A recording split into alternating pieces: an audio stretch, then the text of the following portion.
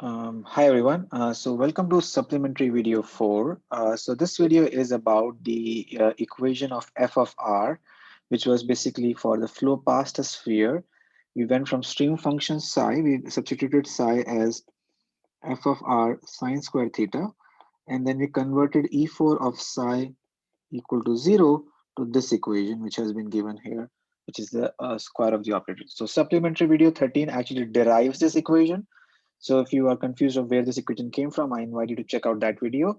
And we also discussed this in class. So this video is about the solution of this equation. So what I did in the class, and I will basically want to repeat that here a little bit more slowly in case there is any confusion. So what I did in class was that I substituted A as a n r is power of n, and then found the value of n. So first I want to clarify that this a n here is a coefficient. Okay, so this is a coefficient, and this can vary. It depends on it will basically be derived from the boundary condition. And again, the idea here is that it's not necessarily that you have to know, but basically this is the very common in spherical geometries to substitute this solution a n r is power of n. Okay, so let's do that a little bit more slowly, and then I'll comment on how I wrote the solution I wrote in the class. Okay, so this is basically d square f by dr square minus 2f by r square, and this is the meaning of the operator. Okay, this is the meaning of the operator. So first let's evaluate this term. Let's evaluate this term. So d square f by dr square means d by dr of df by dr.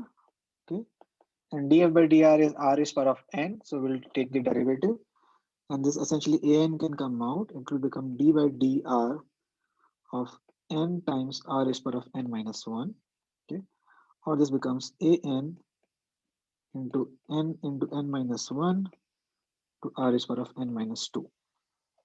Okay, so this is the value we get for d square f by dr square. The 2f by r square term,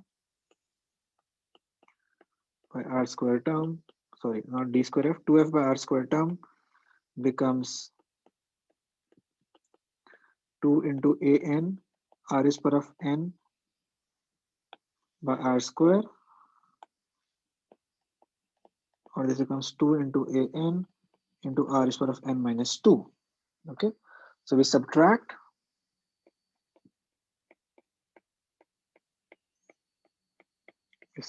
this, we substitute this as the d square f by dr square and this as the 2f by r square.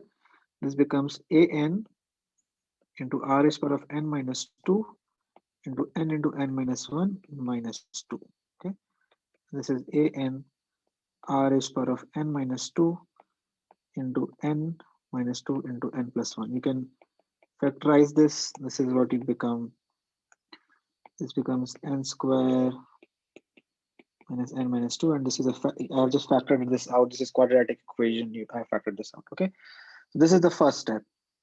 The second step is to take the derivative, is to take the d square by dr square minus 2 by r square of this operator, an r is power of n minus 2 into n minus 2 into n plus 1. Okay, so now note that this an into n minus 2 into n minus 1, n plus 1 are all factors. So I can just, these are all constant values. So I can just simply, they do not depend on r. So I can just factor them out, or I want to basically take d square by dr square, d square by dr square minus 2 by r square of r is power of n minus 2. Okay, so this is what we get. So now let's focus on this term. This term here, this term becomes d square by dr square of r is power of n minus 2 is n minus 2 into d by dr of r is power of n minus 3. Okay, or this becomes n minus 2 into n minus 3 r raised power of n minus 4. Okay. Finally, the 2 by r square of r raised power of n minus 2 becomes 2 raised power of r n minus 4. So essentially that this term and this whole term essentially becomes let's I'm skipping over this. Let's okay, let's just write that term also. So this whole term becomes an into n plus n minus 2 and minus 2 into n plus 1 n minus 2 into n plus 1 times n minus 2 into n minus 3 minus 2 into r is power of n minus 4 equal to 0.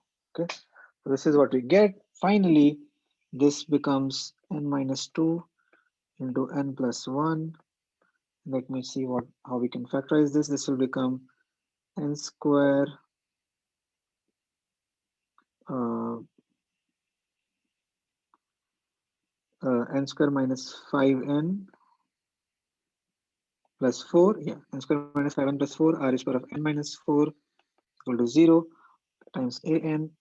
And here this becomes n minus 2 into n plus 1 into n minus 4 into n minus 1 r is power of n minus 4 to 0. Okay, so I had kind of given I skipped a step to write this, but I hope this you can see this a little bit more clearly. So essentially now our n can be 4, 2, 1 and minus 1, or finally our f of r, and this is where maybe there was some confusion, could be ar raised power of 4 br square c of r plus d by r.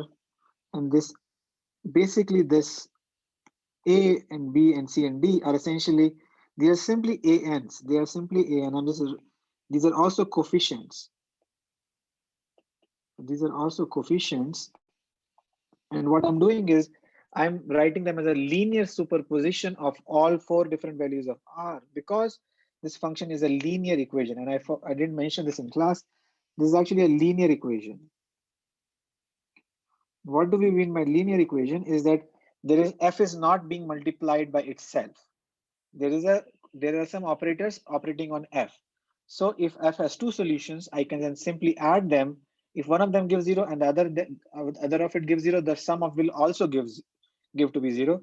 So I've done basically a linear superposition here to be able to get the most exhaustive possible solution, because we know there are four kinds of n values that will satisfy. So if I sum all of them and find all the coefficients, that's the most general solution. So that's the idea of writing it like linear superposition. Okay, so let's quickly see it again. We started with an raised power of n, and again note that this an is a coefficient. I'm simply replacing this an as a b c d here. Okay, so this an was a coefficient. So we started with the coefficient times r raised power of n. We substituted, did the step once to get this factor out. Then we did it another time to get this factor out whole. There are four values of n, which I can write as a linear superposition. And I can write this as a linear superposition because it's a linear equation, which means that if one of them is equal to 0, so let's say f is some value which gives us a 0 answer, and there is another value which gives a 0 answer, I can sum both of them and I'll still get a 0 answer because it's a linear function. And that's just the property of linear functions. So that's how we got this result, and then you can use that to get use boundary conditions to evaluate a, b, c, and d. And that's what you do in the homework, and that's what you also did in the class. So hopefully this video helps. If there are any questions, feel free to write to me, and I look forward to seeing you in the next video.